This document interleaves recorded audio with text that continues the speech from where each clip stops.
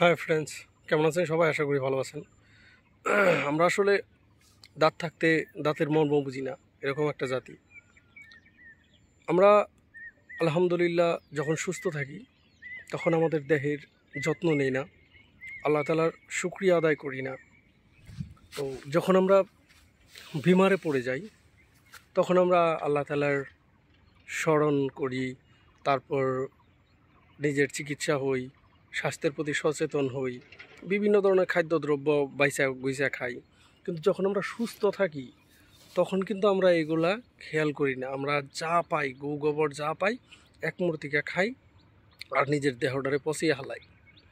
তো এই জন্যেই দাঁত থাকতে দাঁতের মর্ম বোঝার লাগে। আল্লাহ তাআলাই যখন আঙ্গ পৃথিবীতে পাঠিয়ে দিছে তখন কিন্তু আঙ্গ শরীরে কোনো ধরনের রোগ বিসুখ আসিল না।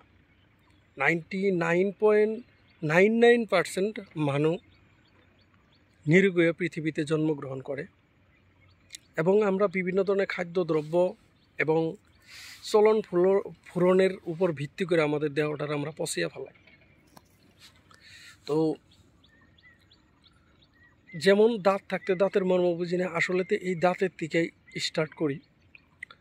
বর্তমান সময়ে আমাদের সমাজে দেখবেন 90% লোকের, যেমন আঙ্গ বাড়িতে 5 জন ফ্যামিলি আছে, 5 জনেরই দাঁতের বেমার।